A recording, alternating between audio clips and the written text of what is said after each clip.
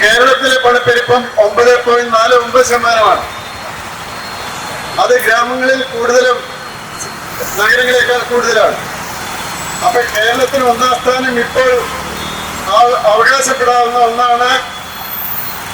ഇത്രയധികം പണപ്പെരുപ്പത്തിന്റെ തോത് കഴിഞ്ഞ കുറെ നാളുകളായിട്ട് കേരളം ഒന്നാം സ്ഥാനത്താണ്.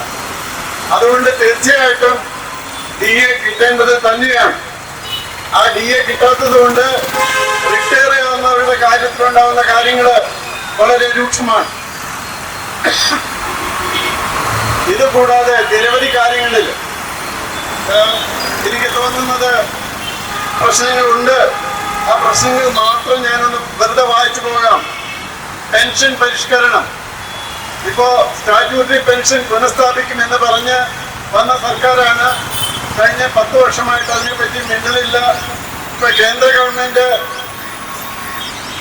UPS യൂണിഫൈഡ് പെൻഷൻ സ്കീംസ് ഒക്കെ നടപ്പാക്കി. അതേപ്പറ്റി പോലും ചിന്തിക്കുന്നില്ല. കാരണം അതില് 10% എംപ്ലോയി അടയ്ക്കുമ്പോൾ 18% ഗവൺമെന്റ് അടയ്ക്കണം. അതിന് 50% മിനിമം അഷ്വേർഡ് പെൻഷൻ കിട്ടും. 10,000 രൂപ വരെ 10 വർഷം വരെ ഉള്ളവർക്ക് പെൻഷൻ കിട്ടും. അങ്ങനെയുള്ള പല കാര്യങ്ങളുമുണ്ട്. അതാണ് ഇപ്പോൾ ഗവൺമെന്റ് ഓഫ് ഇന്ത്യ നടപ്പാക്കുന്നത്. അവർ കോൺട്രിബ്യൂട്ടറി പെൻഷൻ എന്ന സ്കീമിൽ നിന്ന് മാറി യൂണിഫൈഡ് പെൻഷനിലേക്ക് വരെ മാറിയിരിക്കുന്നു. തമിഴ്നാടും സ്റ്റാറ്റ്യൂട്ടറി പെൻഷൻ ഇല്ല. പക്ഷേ അവര് തമിഴ്നാട് അഷ്വേർഡ് പെൻഷൻ സ്കീം ടാപ്സിലേക്ക് മാറിയിരിക്കുന്നു. കേരളത്തില് ഇതേപ്പറ്റി ചിന്തയില്ല.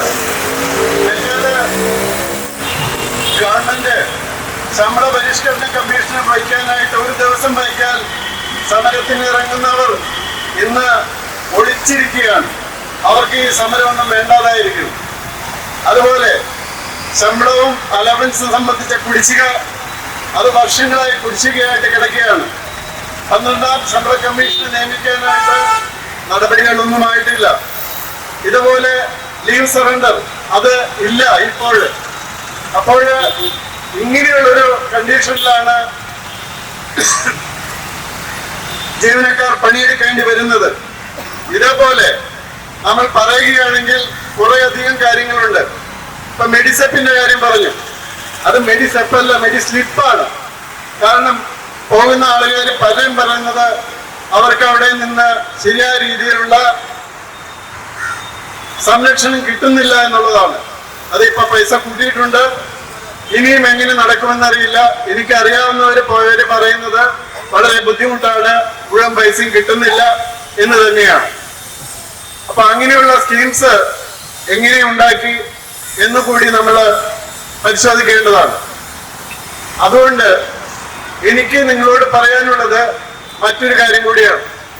അതെന്താണെന്ന് വെച്ചാൽ, ഈ അവകാശങ്ങൾ ഒരുപക്ഷെ നിങ്ങൾക്ക് ഹൈക്കോടതിയിലോ സുപ്രീം കോടതിയിലോ പോയാൽ നേടിയെടുക്കാൻ സാധിക്കും. കാരണം സുപ്രീം കോടതിയുടെ വിധിയുള്ളതാണ്. ഇത് അവകാശമാണ്, അല്ലാതെ ഔദാര്യമല്ല എന്നുള്ളത്. പക്ഷേ അതിന് ജനങ്ങളുടെ പിന്തുണ കൂടി വേണം. ജനങ്ങളെ എന്താണെന്ന് വെച്ചാൽ സർക്കാർ ജീവനക്കാർക്ക് കൂടുതൽ ലഭിക്കുന്നു. കാരണം അവർക്കൊന്നും ലഭിക്കുന്നില്ല. ഈ വിലക്കയറ്റമൊക്കെ അവരെ ബാധിക്കുന്നുണ്ട്. അപ്പോൾ സർക്കാർ ജീവനക്കാര് കൃത്യമായിട്ട് ബഹുമാനപ്പെട്ട മുഖ്യമന്ത്രി പറഞ്ഞതുപോലെ ഓരോ ഫയലും ഒരു ജീവിതമാണ് എന്ന് പറഞ്ഞതുപോലെ ആ ഫയലുകളെ കണ്ട് ജീവനക്കാർ നമ്മൾ കാണാൻ വരുന്ന, നമ്മുടെ മുന്നിൽ വരുന്ന ഫയലുകളും അതുപോലെ എടുക്കേണ്ട തീരുമാനങ്ങളും വളരെ പെട്ടെന്ന് എടുത്ത് കൊടുത്ത് ജനങ്ങളുടെ പിന്തുണ പിടിച്ചു പറ്റാൻ